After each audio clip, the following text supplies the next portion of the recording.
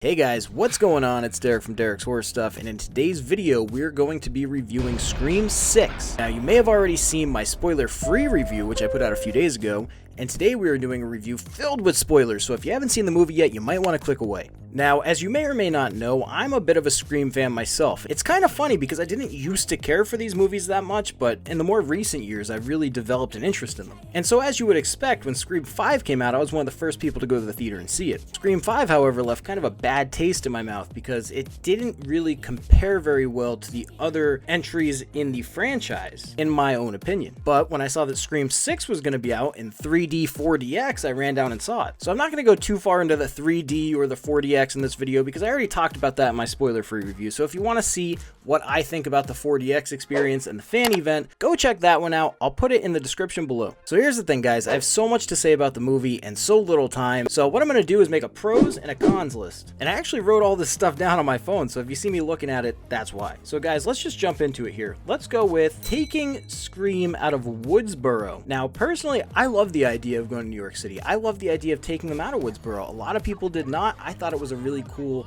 fun thing to do. The way I looked at it, we'd probably open up some new options, some new avenues, maybe some new characters, and by the sounds of all the advertisements, it was supposed to be the most bloody and gory and gruesome Scream movie yet. Now, I'll jump more into that in a second, but I did like the idea of it being set outside of Woodsboro for once. Another thing I'm going to put in the pros column, I really think the cast did a better job in this movie than they did in the previous film. Like I said, when I left the last one, I wasn't too thrilled with it. I thought a lot of the acting was not that great, and I mean, I know that's the case in a lot of these Scream movies and a lot of horror movies in general, let's be honest, but I didn't find it that, I'd say, believable. I'm on right now.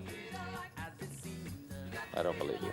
But I do think the cast did a really great job this time around, and I really think that Mason Gooding and Jenna Ortega really shined in this film. And speaking of Mason Goodings, that brings me to one of my cons. The love story between Tara and Chad. Guys, I haven't heard, anybody talking about this. Maybe I'm in the minority, but I really feel like it was forced. I don't see any reason that there had to be a love connection between Tara and Chad. Now all of a sudden there's some weird bond thing going on. So tell me how Chad is at this party with Tara. He's trying to stop Tara from going upstairs to this weird frat guy's bedroom because he knows what's going to happen. And after there's a physical altercation between the two and they fight, all of a sudden now it's okay for Chad to go in for a kiss with Tara, but it wasn't okay for anybody else. You know what I'm saying? Like, he's saying, you're too drunk.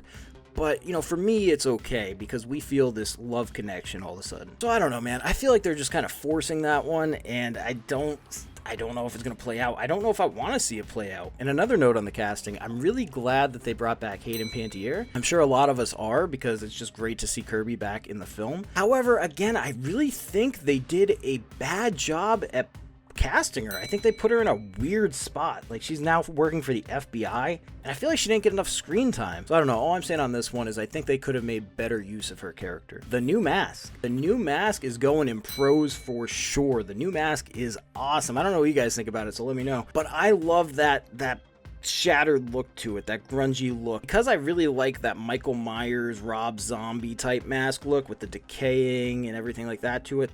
I think that's why I like this Scream mask so much. It's a really cool take on the Ghostface mask. The thing I didn't like is I felt like everyone sort of seemed dumbed down for this. Now again, that could just be me thinking crazy, but I really feel like these characters, they know a lot about what happened in the last movie. That's why they moved away, and they're trying to get that out of their system, and they're trying to forget about it and move on. But I don't know, it's like Ghostface starts coming around again, and these guys just kind of forget how to act. I don't know, again, that's just me. I could be wrong. You guys let me know what you think. That's just my opinion. But I just felt like, there's a lot of opportunity here. And I feel like the core four are not quite taking advantage of it. You know what I mean? They're bringing new people into the picture again. They're bringing new boyfriends and girlfriends into the picture again. They're doing all these things, and I get it. They're trying to live their life, but when the new Ghostface comes around, man, come on. One thing I was happy with was I thought that it was cool that they mentioned Sydney when they said that they think she deserves a happy ending. And I know a lot of people will say, yeah, I think they could have done a lot more for Sydney and, Nev Campbell in general. At least they made some mention to it, right? So for that, I'll toss it on the pros. I thought that the shrine was really, really cool. I love that they had all of those different pieces in there. Now, I don't know how logical it would be for this person in particular, for Richie or his father or his family, to get their hands on every piece of evidence that there pretty much ever was in these Scream movies. I don't think that that's even plausible, but again, you know, not everything in a Scream movie is going to be plausible, so I let it pass. And to let it pass means that I could think it's really, really, really cool, and man, do I wish that I could walk through that shrine. I think the opening scene of this movie was really cool. That deserves to go in the pros column. I don't recall any other Scream movie where the kill in the beginning wasn't actually Ghostface. And I also think it's cool because, like, you know, how Drew Barrymore was in the first one, it was like she was all the rage, she was in the advertisement, she was in the commercials, people were like, oh, Drew Barrymore is going to be the main character.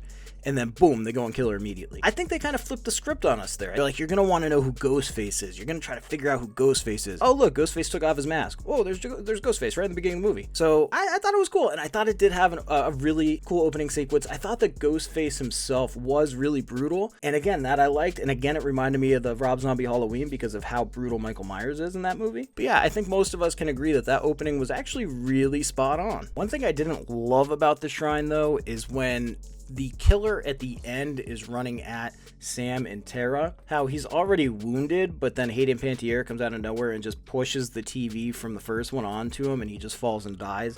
You know what I mean? Like, come on, that's not gonna happen, you know? Like, when Stu got hit with it, the TV was plugged in, there was electricity running, it was a full tube TV. I get it, tube TVs are heavy, I had a bunch of them, but at this point, this TV's smashed, it's rotted, it's all fucked up.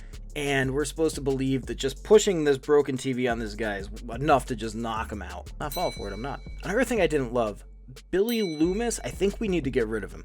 And when I say get rid of him, I think we just don't need to keep showing him in his old age. And again, this is something that you can't necessarily help. I feel like maybe you can with the right CGI and stuff like that, but I feel like at this point, okay, we get it from Scream 5. We know Billy is telling Sam what to do, and, you know, he's in her head. But I think that would probably suffice with just like a voice at this point. You know what I mean? I feel like it brings me out of it a little bit when I see, you know, the old version of Billy when he's supposed to be like 18 or 17 or whatever age he was in the first movie.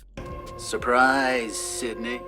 What's the matter, Sydney? You look like you've seen a ghost. And I know, maybe that's nitpicky, blah, blah, blah, but it's my review. I didn't completely love the storyline to this movie either. Like, okay, it's cool. They moved out of Woodsboro. They're in New York City. They're trying to get away. I feel like there wasn't a lot of the New York City. Like, they kept talking about the New York City vibe and New York City, and they're Manhattan. They're in the Big Apple.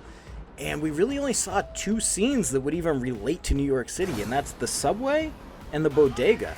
You could see some skyscrapers and lights and things like that, but overall, there's hardly anything that would make you think this is actually New York City, which makes sense because it was shot in Canada. But the biggest thing about the storyline that I just really, really didn't like was towards the end of the movie, and that's pretty much towards the reveals. I thought that along the way, the story was a little choppy, and there were things that didn't quite add up, but a whole evil family, man, like the dad, his son, his daughter, his other son, Richie, come on, they're all out for vengeance, and they all just happen to be obsessed with this because Richie was obsessed with this. I feel like this kind of cop would be like, my son was an idiot, my son was an asshole, he was obsessed with these stupid horror movies. But instead, they go so far into this, and they all just go along with it. They're grown-ass adults, and they just go along with this because their brother fucked up and ended up getting himself killed. And not even just that, I hated that there weren't enough deaths in this movie. They kept, again, saying how gory and how brutal this Ghostface was going to be, and how crazy this movie was going to be, and how different this movie was going to be. And I guess it was different. They didn't kill any of the core 4. They didn't kill any of the original, characters there.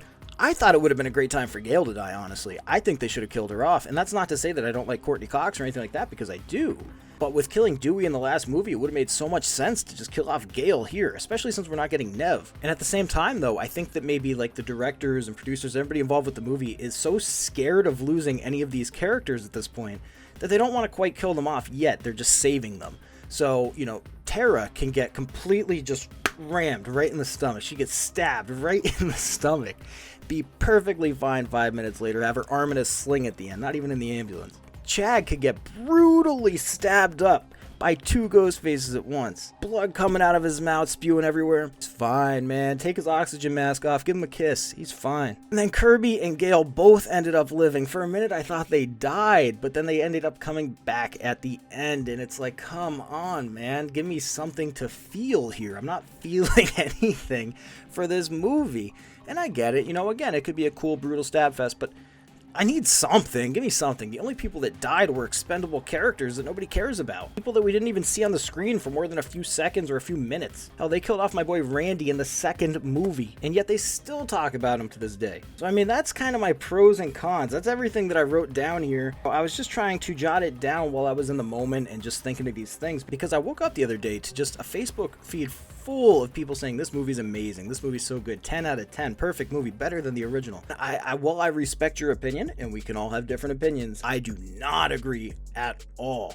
I do not think that this is up there with the original. I think, if anything, this is so far down that it made Scream 5 look amazing to me. It's like when I saw Halloween Ends and Halloween Kills looked so much better. That's how I feel about this movie. And guys, I gave this movie a 3 out of 5 stars, so I don't want you to think that I'm just shitting all over it, because I'm not trying to. But there are a lot of plot holes, there's a lot of things that I just didn't like, and there's a lot of things that just made it not the same Scream to me. And maybe that's what they're going for with this new cast and everything else. They want a new, a new experience. I don't know. Anyway, guys, that's my review of Scream 6. Hope you liked it. Hope you didn't like it. Whatever you want, put it in the comments below. You might have a different opinion than me. I'd love to hear it. As always, don't forget to hit that subscribe button, hit that thumbs up, and check my links in the description. Thank you guys for watching. I'll see you in the next video. Peace.